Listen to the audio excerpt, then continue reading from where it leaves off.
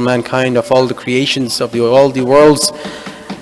With His grace, with His lutf, we are able to gather over here and in this beautiful and entirely beautiful event where we celebrate the Wiladat Mubarak of no other than the Imam of our time. عجل الله فرجه الشريف. اللهم صل على محمد وآل محمد.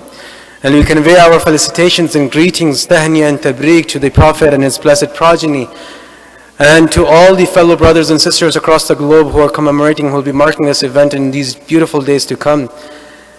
Inshallah, without any further delay, I'd like to request our dear brother Muhammad al-Lawati to start with a beautiful qasida in the honor of this noble Imam, welcoming him to our gathering. Sallu ala Muhammad wa ali Muhammad. Allahumma salli ala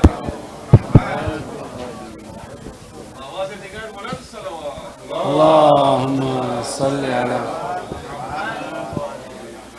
So this qasida is in Arabic and the English translation is shown in the slides.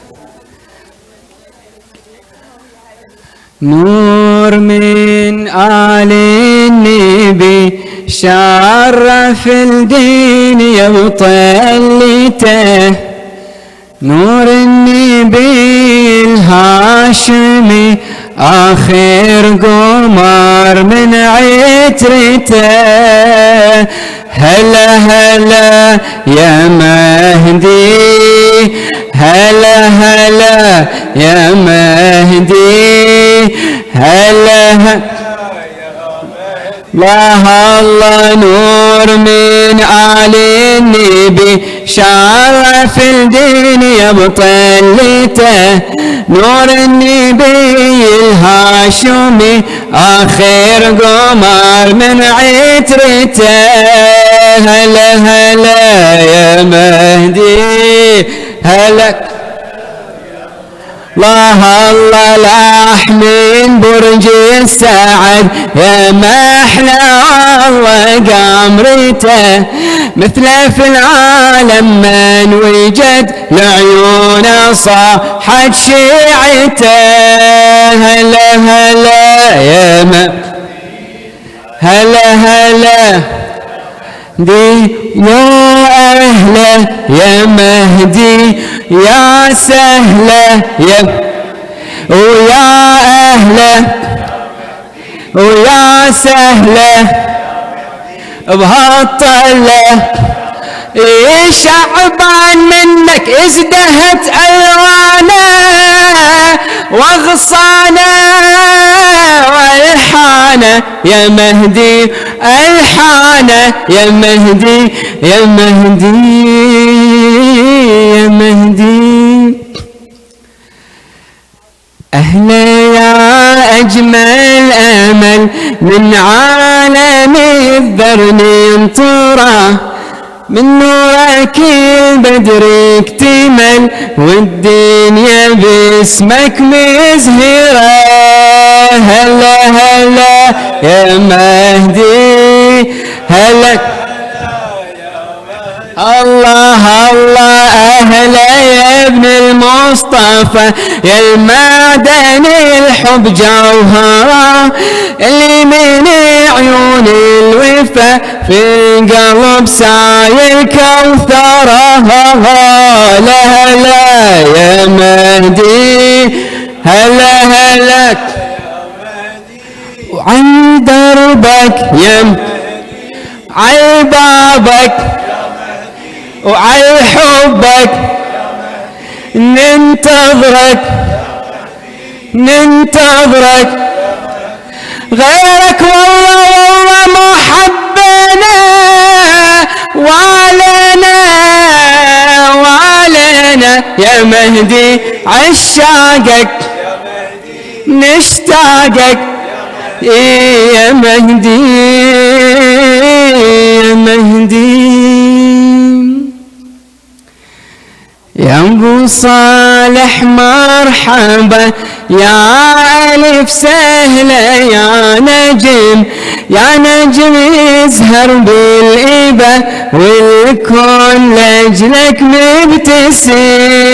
هلا هلا يا مهدي، هلا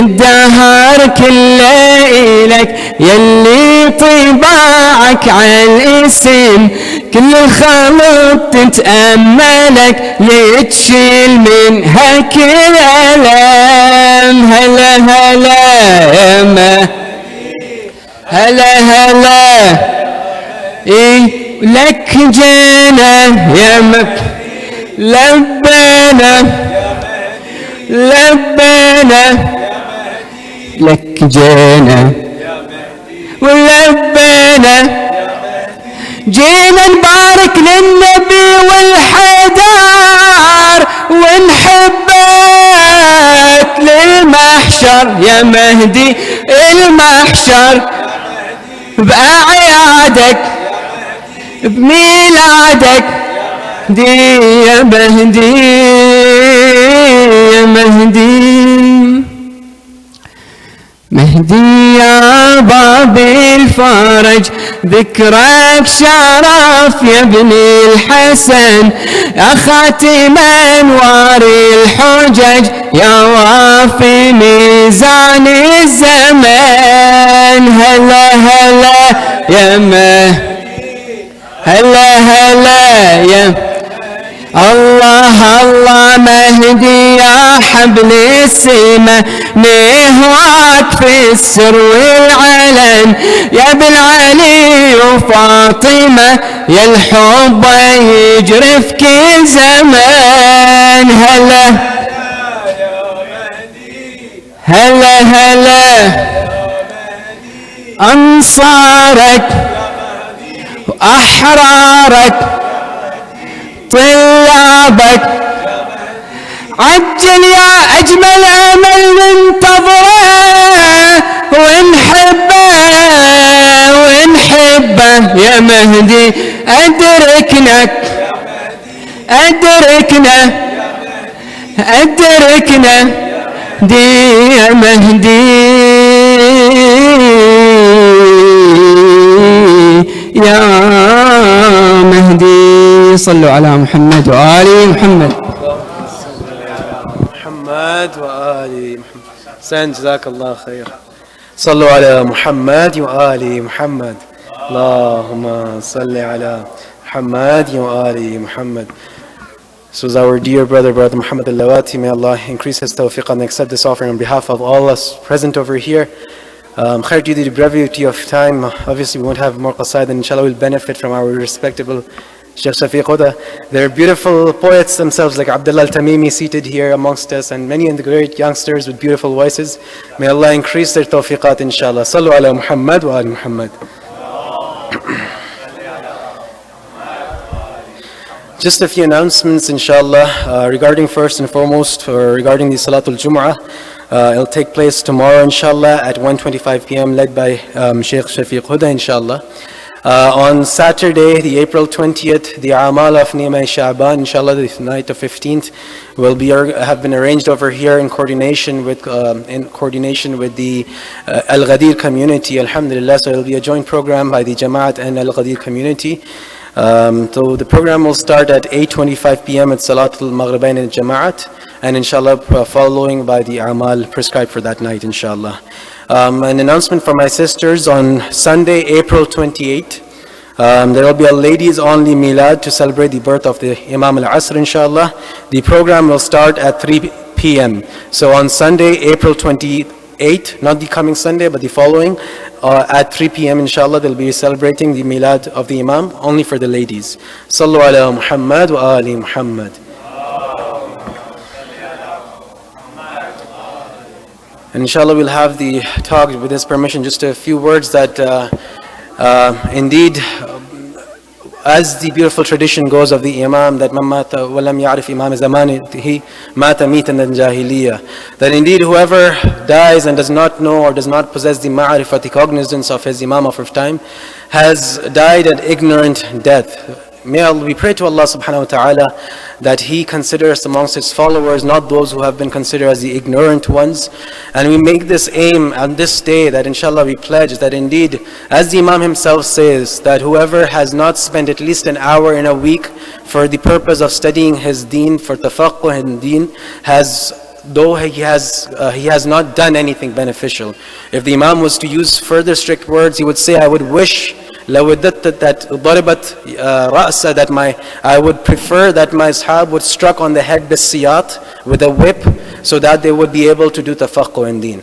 So inshallah, we take this beautiful event as a pledge that we are able to, inshallah, learn more about our Imam. We become of the urafa, inshallah, in the aspect that we are amongst those who know our Imam. And as the Indian traditions have mentioned, that it is not the physical appearance only, but it is when the Imam comes, his character has a whole symbol of piety. As we understand from all these du'as, from these traditions, that he will come and fill this earth with justice and equity like it is filled with oppression and tyranny.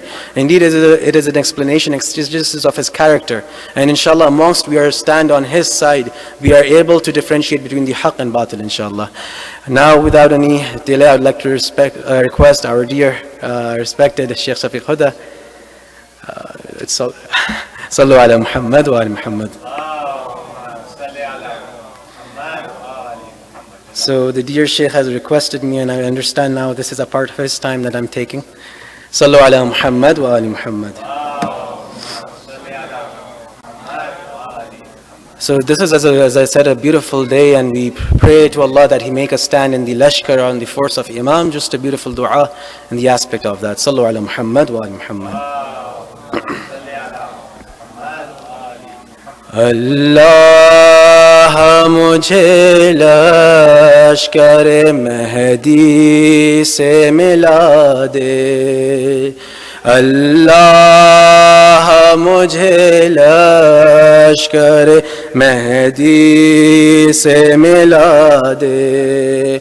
ऐसा न हो आका मेरा हल मिन की सदा दे. अल्लाह मुझे लश्कर महदी से मिला. नजरों को मेरी लायक दीदार बना दे. पर्दा जो पड़ा है मेरी आँखों से हटा दे. हादी ज़मा का रुख पुरनूर दिखा दे. अल्लाह मुझे लश्कर महदी से मिला दे. अल्लाह मुझे लश्कर महदी दे. हर एक निशान को ज़लालत का मिटा दूं. हर राह में एक दीप सदाकत का जला दूं. इस खैर अमल की मुझे तौफीक खुदा दे. अल्लाह मुझे लश्कर महदी से मिला दे. अल्लाह मुझे लश्कर महदी दे. लिख दे मेरी तकदीर में मौला की गुलामी. हासिल मुझे हो जाए ये एज़ाज़ दवामी. हर ख्वाहिश दुनिया को मेरे दिल से मिटा दे. अल्लाह मुझे लश्कर महदी से मिला दे. अल्लाह मुझे लश्कर this and requesting the Lady of Light to pray for us. शामिल रहे लहजे में सदा हर्फ सदाकत. शमशीर तले मैं भी करूं कोई इबादत ऐ काश मुझे फातिमा ज़हरा ये दुआ दें अल्लाह मुझे लश्कर मेहदीन से मिला दे ऐसा ना हो आका मेरा हल मिन की सदा दे मोहम्मद वाल मोहम्मद सलावत. I now would like to request our respected Maulana Shaykh Shafiq Hudda to address this beautiful mahfil. Sallu ala Muhammad wa ala Muhammad.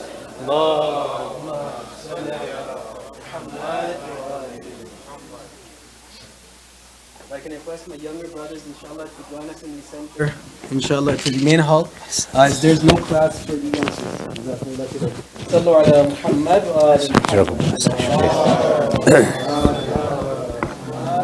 So my youngsters, inshallah, with the permission of the dear Shaykh, if I can request you all to come towards the center, inshallah, so we can benefit from this mahfil. Sallu ala Muhammad wa ali Muhammad.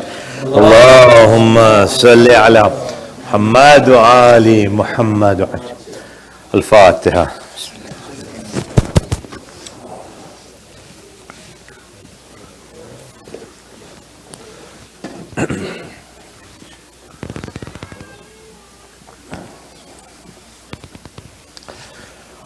لا حول ولا قوة إلا بالله العلي العظيم حسبنا الله ونعم الوكيل نعم المولى ونعم النصير أعوذ بالله السميع العليم من الشيطان اللعين الرجيم بسم الله الرحمن الرحيم الحمد لله رب العالمين والصلاة والسلام على أشرف الأنبياء والمرسلين خاتم النبيين رحمة للعالمين طه وياسين بالقاسم محمد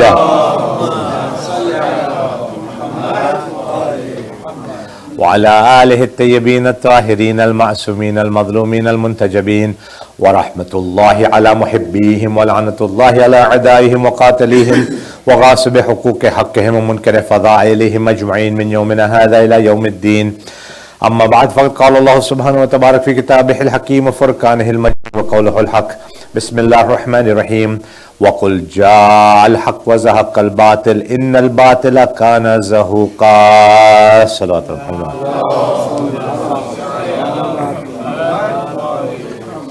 Respected sisters and brothers, mu'mineen, mu'minat, my youngsters, my elders, assalamu alaikum jami'an wa rahmatullah. I want to congratulate and extend felicitations to all of you on behalf of myself and my family as we are celebrating in these days of Sha'ban, these nights of Sha'ban, the Wiladat anniversary that inshallah will be on Saturday night of Imam Sahib al-Amri wal Akhir al-Zaman. Ajjal Allah Ta'ala dhuhurahum.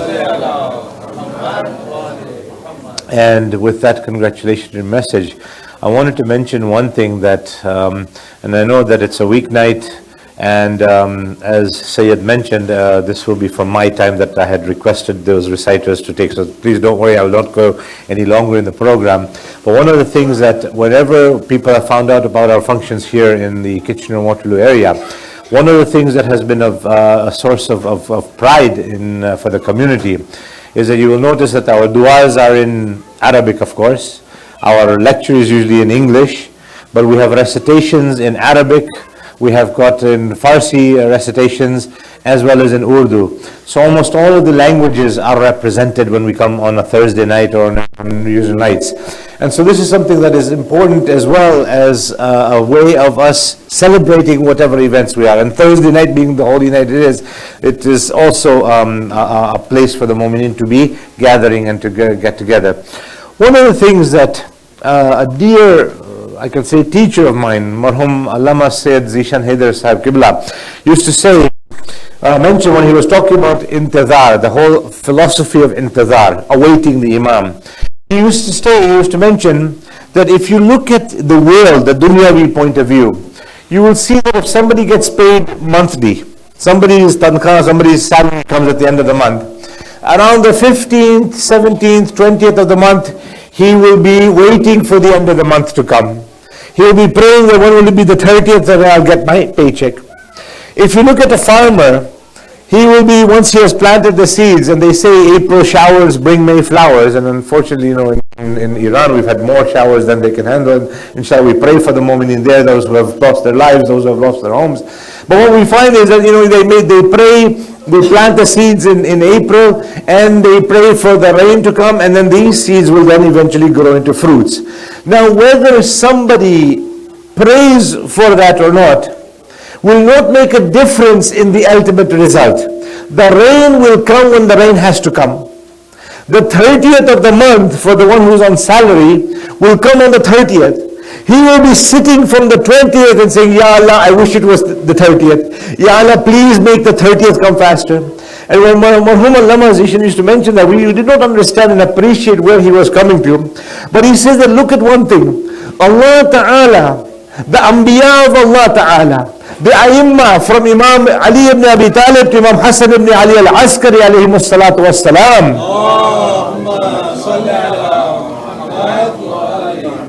have told us to pray, Allahumma liwalik al-hujjat, pray for Ajjal liwalik al-hujjah, pray for the quick day of the Imam. Al-Ajjal al-Ajjal ya Mawla ya Sahib az-Zaman. We're told to pray. Allah subhanahu wa ta'ala in His infinite wisdom, the date of Dhuhr is known only to Allah. In fact, I have read a riwayah and a hadith that Imam himself is in a state of discomfort, that when will Allah Ta'ala give me my time for Dhuhr? When will Allah give me the opportunity to do the Dhuhr? The Imam himself is muntazir as well as muntazar. He himself is waiting and the people are waiting for him. One salawat upon Muhammad and Ali Muhammad. So that means that the time of the Dhuhr has been fixed by Allah subhanahu wa ta'ala, and it is only in the knowledge of Allah subhanahu wa ta'ala. It is only in the knowledge of Allah. So the question arises, now this is where I need all of your attention inshaAllah bi'idhnillah. The question arises, why should we make dua?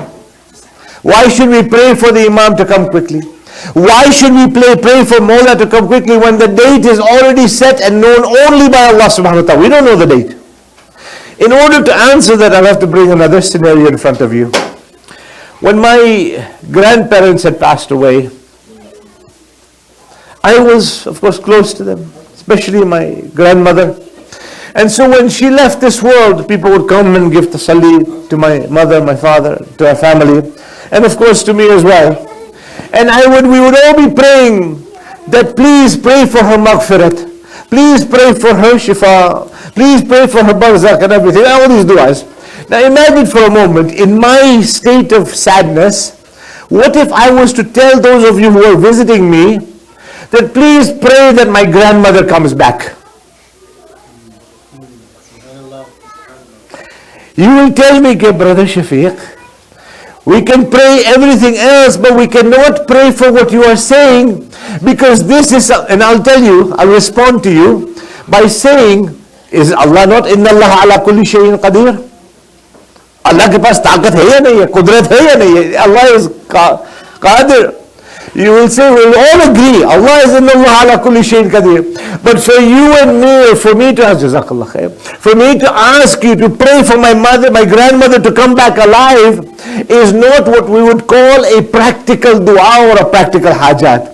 You can pray for a maghfirat, that is practical. You can pray for his shifa, that is practical. Yani Islam has taught us to make dua that have got a practical purpose to them, not something that is superficial, not something that is beyond the reach of the human being. So when Allah Ta'ala tells us that make dua for the faraj, pray for Imam Mahdi, that means number one, it is a practical dua, there is a meaning to it. Whether we understand the meaning or not is irrelevant, but there is a meaning to it. The second thing to keep in mind is that it gives us a connection with the Imam. It gives us a rabita, a connection with the Imam. Because of course Allah is the one who knows the date only. Nobody, even the Imam himself is waiting. But remember, when we talk about waiting and in the whole philosophy of intadhar, I want to, and because I have promised you, and I was the one who requested the recitations. May Allah bless you, inshallah. And I could have gone on the other side of Safaz, but he's looking at me very strangely. I could have said, tomorrow is a week holiday, tomorrow is, for us all Fridays are Good Friday. So I should be allowed to take my full hour. But I will not do that zahmat to the mu'mineen. You have borne with me very patiently. May Allah bless you. One more salawat upon Muhammad and Ali Muhammad. Ahmed is looking at his timetable. We're not going to call him anymore for any more lectures. 1 hour. I don't remember giving him an hour. So we are told to do dua that has a meaning, that has some practicality. Now, when you know that the date of the 30th for that salary person will not come any sooner, but by waiting, number 3, so I've already given one example, Allah has told us. Number 2, we get some connection with Imam. Number 3, there is some degree of emotional or spiritual satisfaction and calmness. When you are run out of money by the 20th and you're waiting for the 30th, and you say, Ya Allah, please make the 30th come faster. There are still 24 hours in a day. How many times, let me tell you, how many times in our life, in our day, did I do something wrong? How many times in our life have we felt that, gosh, I wish there were 36 hours in a day? Have you felt that? No, alhamdulillah. I have. But then I always tell myself, even if there was 36 hours, I would have said, Ya Allah, why is there not 48 hours in a day? So that means that certain days, certain hours, certain times go faster than other times. Let us say, for example, you are sitting with me. I call him father of his son. You're sitting with me, and because you have to stay with me, you have to sit with me. Aapka time bahut aisa guzara, because I'm a very boring person.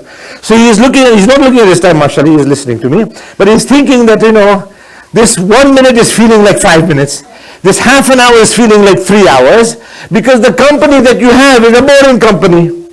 Maza nahi aa raha hai, lutf nahi ho raha hai, there's no interesting conversation. So you're passing the time as if you're waiting for this moment, the majlis to finish, the lecture to finish, and Brother Shafiq to go home so that we can leave. But if you have a friend who is sitting with you, and afterwards you're having chai, and you're having your bhajiyas and kebabs, I don't know if there is bhajia or kebab, but you're having those snacks, and then all of a sudden you realize, Allahu Akbar, Sati Yazda. Oh my God, what happened to the time?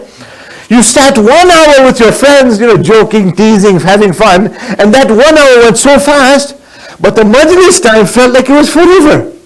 So what happens here is that depending on the situation you're in, the time is exactly the same. There are 60 seconds in a minute and 60 minutes in an hour. But how we pass those 60 minutes will make that hour feel longer or that hour feel shorter. So now we are told to remember the Imam. So the time, if we are thinking carefully, should be something that we feel lengthy. Why? Not because we are bored, but we are in a state of anticipation. In English, they have a very interesting saying. A watched pot never boils. If you've not heard that saying, I'll just very briefly explain it.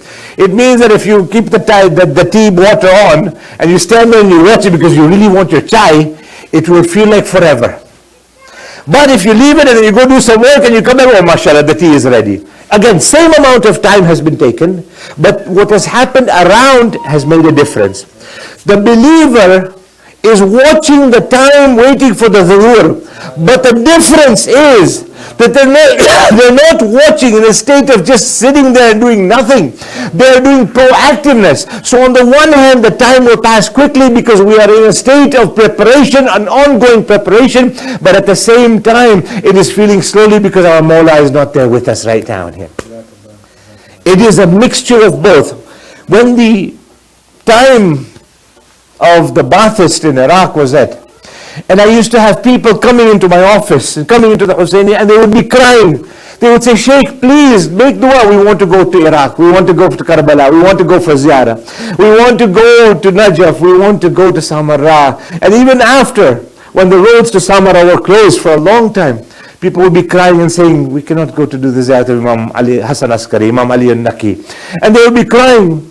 But the sad part was, and our Imams have said this, when the road to Karbala was closed, we were crying. But when we can't see our Imam, we have not felt any tears. When the meeting with the Imam is not possible, we are not shedding those same tears. We are just engrossed in our work. And you know what? Imagine when we go to Karbala, when we go to Najaf, we are going to the haram of Amir al-Mu'mineen. We're going to the Zari of Abu Abdullah al-Husayn al-Shadid alayhi salam. We're going to the Zari. We're not going to meet the Imam themselves. We're going to the Zari of the Imam, and that was causing so much pain. Imagine having an Imam in this dunya and not being able to meet him. That should be more painful.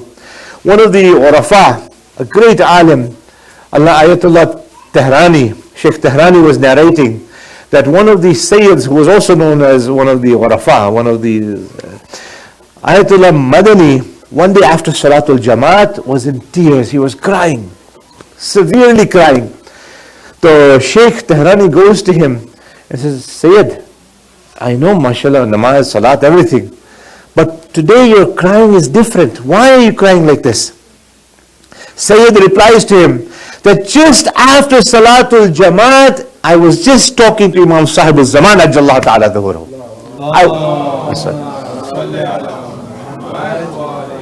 I was just talking to the Imam, and the Imam was in tears. The Imam was extremely upset. He says, why? He says, look what happened. He says, as soon as the people finished the namaz at Jamaat, he said, they all went down scattered for their own dunyavi work. They all left and they went rushed to their worldly affairs.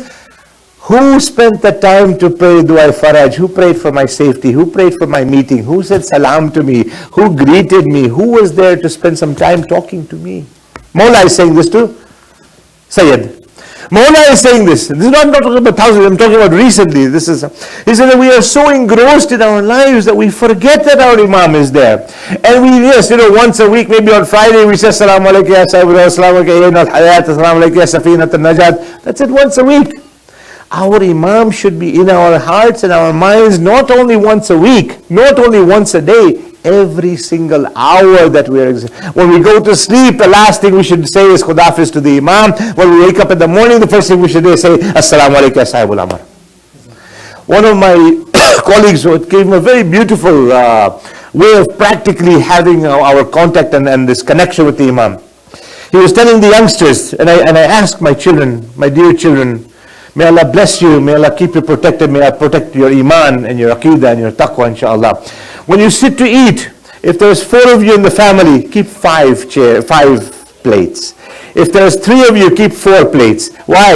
You have your own plates. Keep one plate for Imam Zamana, that inshallah he's not there right now, but when he returns, you've got a place for him. And you never know, maybe while you are having your meal, inshallah the Imam might be actually joining you in the meal, just your eyes cannot see him.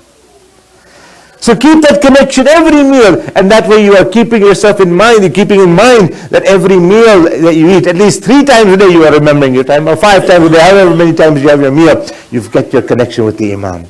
And remember, this is what will lead us to be true ashab and the ansar of the Imam. We want to be in the Lashkar-e Imam, as Sayyid recited today. And so beautifully Brother Lawati mentioned, Ya Mahdi, and of course Abdullah, may Allah bless you for all your recitations and all. But these are ways that we are, inshallah, the poetries that we have should have an impact in our hearts and our minds. The Imam's existence is real. قال Rasulullah sallallahu alayhi wa sallam, Imam Muhammad ibn Ismail al-Bukhari, not even a Shia narrator, in his Sahih, he is quoting from the Holy Prophet. قال Rasulullah, Al-Mahdi min itrati, min wulad al-Fatimiyya. This Mahdi that you are awaiting, this Mahdi that you are anticipating, he is from my children, min wulad al-Fatimiyya, from amongst the children of Fatima Zahra salamullahi alayha. Allahumma salli ala Muhammad wa ali Muhammad. There is no difference among the Shia and the Sunni when it comes to Imam Mahdi. There is absolutely no difference except one. If you look at, and oftentimes because of my research, I have to look into, and I research into our Sunni brothers' books as well. And in the Ahl Sunnah wal Jamaat, they have exactly the same thing. If you were to take a book on Imam Mahdi, you believe me, you would not be able to tell whether this is a Shia book or a Sunni book, except when you come to one part. The only part is that we say he was born in 255 Hijri, and they say he will be born. And that is the only difference. Everything else is almost identical. If you look at Kitab al-Ghaiba, you will see. One of the leading authorities in the present world today, alive today, Hazrat Ayatollah Uzma, Sheikh Lutfullah Safiq al-Paigani. May Allah protect him and I'll keep him safe. He is not only a leading authority, Imam Sahib al-Asr, but he is also the eldest living marja today in the world, based in Qum. Agha wrote about Muntakhabalat Harfi Imamiyya Thaniya Shar. He compiled a whole encyclopedia of narrations, hadith and facts from the Ahl Sunnah and of course some of the Shia as well, to the extent that from the 90s and in the last 50 years, nobody has written, and you look at Ayatollah Bakr, Shaykh Bakr Sadr, you look at Sadruddin Sadr, you look at any of the authors who have written on Imam Mahdi, from the 1970s, in the last 50 years, all of them have referred to Ayatollah Safi's encyclopedic work. And this is the same Agha who in the morning, people who have been around him have heard him in his room crying at the time after Salatul Fajr, Al-Ajal, Al-Ajal, Ya Mawla, Ya Sahib al-Zaman. He is not just reciting it the way you and I might recite in Dua Ahad. He is actually doing it.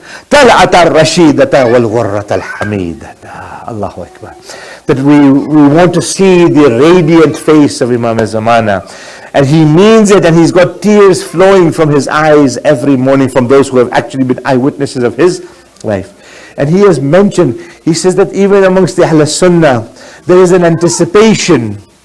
They want him to be born, although we know that he was already born, because one of the things that Imam Hassan ibn Ali al-Askari alayhi salatu wasalam had done,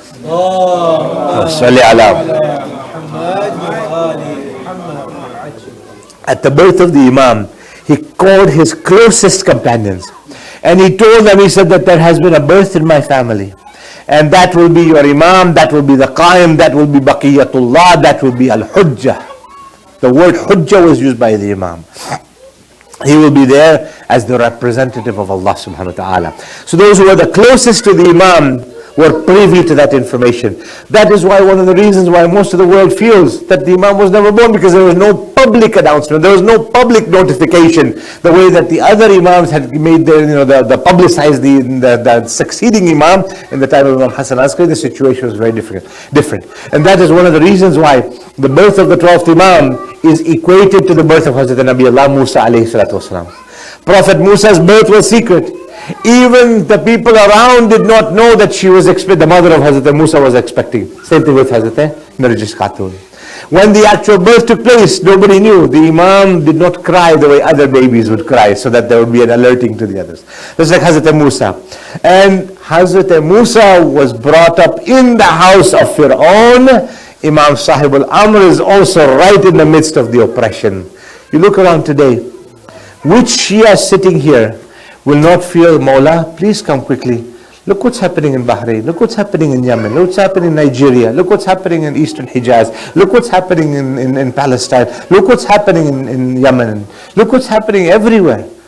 Even in our own backyards, New Zealand, Quebec, even around throughout the United States, how many white supremacist attacks on Muslims have taken place? How many vandalisms have taken place? When will it end? When will it subside? We need to feel that pain. We need to feel the agony. Because whether you and I feel it or not, the Imam is feeling it. It is narrated that the Imam is crying more than those who are actually suffering. The Imam is crying more for their suffering, because we are the Imam's followers, or supposedly the Imam's followers. The Imam is in more tears than we are. Unfortunately, we are always engrossed in our own lives, and we have detached ourselves. We've just lived our lives. One of the things that we've been told, I was planning on, inshallah, another time that I get an opportunity, because the month of Shaban and Ramadan will be a time to discuss the Imam's existence, what we should be doing while we are waiting for the Imam. Because I just wanted to very quickly mention that there are two types of intidhar. There are two types of awaiting. When you're talking or speaking to somebody that I'm waiting for something, I am waiting for the majlis to start. I'm waiting for Dua Kumil to start. A majority of us will be sitting here just waiting for 7:15 to start, so that the Yasin, Tilawat al-Quran will start. And there will be some of us who will be setting up the mic, making sure it's working, making sure it's on, making sure the battery is okay, making sure. They're also doing intizar. What is the difference? One is known as a passive intizar, whereby you're just sitting and waiting for the time. One is known as an active intizar, whereby you are doing something to make sure that you are ready for 7:15 when 7:15 comes. When the Imam is here in occultation, the Imam is also waiting for our intizar, not our passive intizar, but our active intizar. What have we done to prepare for the Imam? The last story I'll mention, if you remember the story of Khaybar, what had happened in Khaybar? The fort, everybody knows the Fadail, the fort of Khaybar, Allahu Akbar. That 40 people used to open and close. Amir al-Mu'mineen wa Imam al-Muttaqeen took 2 fingers of one hand and take the whole fort out. Allah. Allah. When they entered the fort of Khaybar, and 40, like you guys, not like me, I cannot even open a proper door. MashaAllah, you guys are strong. 40 of you were needed to open Khaybar, and this is what Imam Ali took out. When Khaybar was overtaken, and the amount of anfal that was in Khaybar, the amount of anfal, the amount of weapons was so much, that even little kids would get a bow and arrow and a sword. That's how much weapons there was in Khaybar. The amount of wealth was so much that when it was divided amongst all the Muslims, the poorest Muslim who could not afford dates, the poorest Muslim who could not afford dates, they did not need to work for 3 generations after Khaybar. That's how much it was. Why? Why was there so much? You've heard of a place in America called Fort Knox? Malum hai? Fort Knox. What is Fort Knox? You know what is in Fort Knox? Probably one of the most highly fortified and guarded areas in the entire United States. Second only to the White House. Or as Imam Khomeini called it, the Black House. But okay, we don't want to get into that right now. Fort Knox. What is in Fort Knox? The entire gold reserve of the United States in Fort Knox. It's a huge, I think you could call it a hall or a safe, I don't know. Anyways, coming to the point, that it is so well, that's what was basically, you can equate Fort Knox to what Khaybar was. That's why there was so, why was it so fortified? Why was it so many weapons? Why was there so much gold? Why was there so much money? Because the Yahud knew that before, hundreds and decades before the coming of the Prophet, their rabbis had told them that the last Messiah, the last messenger of Allah, of God, will come in this area that has got the wada, where has got the valley. And he will be there, and his movement will be there. So all the Jews came from far and wide and settled in Yathrib. Yathrib later became known as Medina. When they settled in Yathrib, they had decided amongst themselves that when the Rasul comes, we will have to stay ready for him. So we want to make sure that when Rasulullah comes, he won't have to start getting the weapons, we'll keep it ready. We will start building the money because he won't be having time to do fundraising. Are you expecting him to be the Rasul, or will he be a fundraiser? Will he be going for donations? Will he be needing to build, or will we keep everything ready?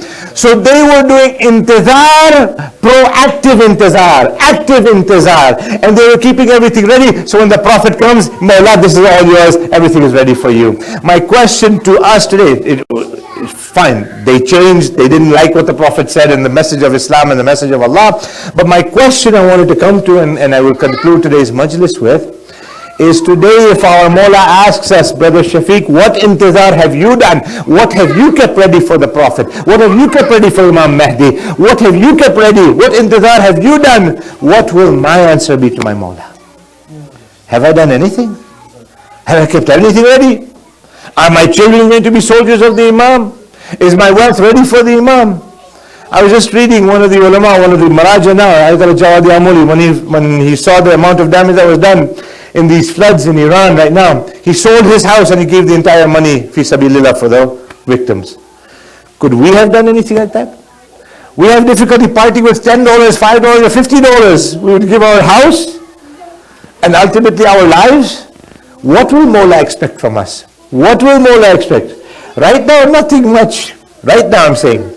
But are we prepared if we had to give what we had to give? Would we be able to sacrifice our Ali Akbar and our Ali Asgar if the Imam asked for your child, for your children? If the Imam needed our wealth, our money, would we give it? If the Imam needed our armaments, would we give it? If the Imam asked, would we say, Mawla, how about I give you half in this? This is the thing. My ending question is, if Mawla was to appear right now in front of us today, right here, on this Thursday night that we're celebrating, on this day in April, 13th night of Shaban, which one of us could take Mawla home and say, Mawla, please come to my house. My rizq is halal. The things that I have in my house are halal. There's nothing that I'll have to phone Begum and say, please put those books under the table, put those DVDs aside, make sure you cancel the cable, please make sure that the internet search history is not there. Mawla is coming. Could we tell Mawla that my khums is completely up to date? Mawla, if you are eating my rizq at my house, then I have paid khums. I have not stolen the haqq of Fatima Zahra or Seme Imam or Seme Sadar. The clothes that I have, Mawla, they are tahir, they are presentable. The life that I have been leading, Mawla, it is acceptable. I can take Mawla home. It's a challenge to myself if Mawla was to come here. Let's, wait, leave Mawla for a moment. If Ayatollah Khamenei or Ayatollah Sistani or Ayatollah Safi was to come to Kitchener and they decided to come to one of your houses, one of our houses, which one of us could take him home and say, Aga, my house is halal, okay, I don't have to worry about anything, I don't have any doubtful things. Or when we go home, we will have to say, I'm not sure about these chips, I'm not sure about that, that fruit juice that I have. It might have a little 2% alcohol in it, it might have this in it, I'm not sure. You see what we're saying? Because Imam will have an army. Imam's army is not like the Canadian Army or the USF Armed Forces. It's not like any other country's army where they want to know how strong you are, how fast you are, what's your agility, what's your mobility, how far you can climb, how far you can swim. Those are irrelevant to Imam. Mawla's army will be comprised of people whose taqwa and iman is impeccable. That is why he is the Imam.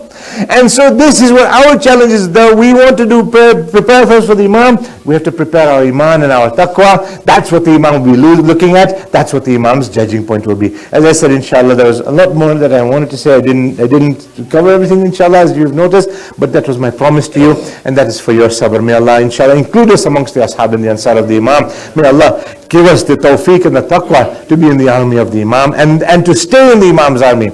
Many will be with the Imam, but will leave the Imam. Just like in Karbala. Many came with Imam Hussein, thousands. But on the day of Ashura, there was only 72 left. So this is the same thing that will happen with Imam Sahib. Thousands and thousands will join him. When they see true Islam, they say, I can't take this. I don't want to give up my haram. I don't want to give up this and that. And so we ask Allah to give our taqwa and our iman the ability to withstand our own desires, as you mentioned in the manqabat, that we have to give up our own worldly desires to make sure that we are doing the pleasure of the Imam. Ya Allah, forgive our sins. Give us the tawfiq to remain away from sins. Let us be able to act on the teachings of the Quran and Majid and the Ahlul Bayt, Ya Allah.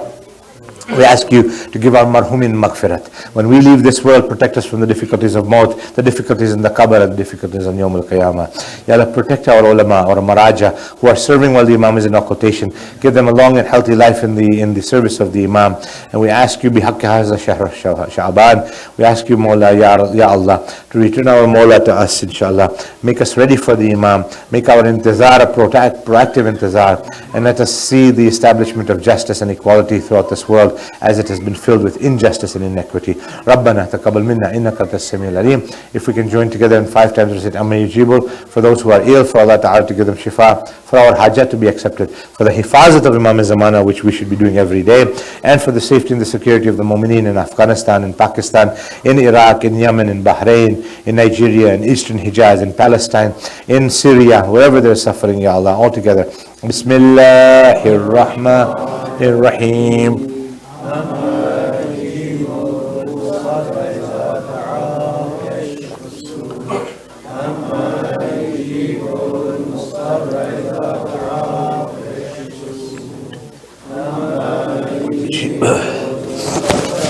دعا ويكشف السوء أما يجيب المضطر إذا دعا ويكشف السوء أما يجيب إذا دعا ويكشف السوء.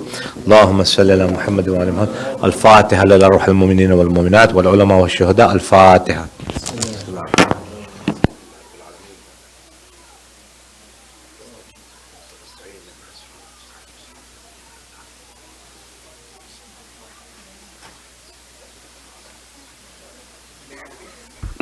Inshallah, just before you all leave, conveying these felicitations once again to you, your families, inshallah, on this beautiful, auspicious occasion. And inshallah, finally, if we can all pray together for the salamti, for the well-being, for the safety and security of our Imam together, inshallah. Bismillah ar-Rahman ar-Rahim. اللهم كن لوليك الحجة ابن الحسن صلواتك عليه وعلى آبائه في هذه الساعة وفي كل ساعة وليا وحافظا وقائدا وناصرا ودليلا وعينا حتى تسكنه أرضك طوعا وتمتعه فيها طويلا برحمتك يا أرحم الراحمين اللهم صل على محمد ومحمد. And lastly, inshallah, if I can request you all for the safety and security and the well-being, for the health of our dear Maulana Shaykh Shafiq Hudda, inshallah, for increasing his tawfiqat, for the safety and security of his loved ones, Sultan and Kal, and all my fellow brothers and sisters, the executive committee members, those who have taken the time out to arrange such beautiful gatherings, decorated this place, and in any way, as you have already participated in these beautiful events, inshallah, and the events to come, for the well-being of all the fellow brothers and sisters across the globe. Aloud salawat Muhammad wa ali Muhammad. Allahumma salli ala Muhammad wa ali Muhammad.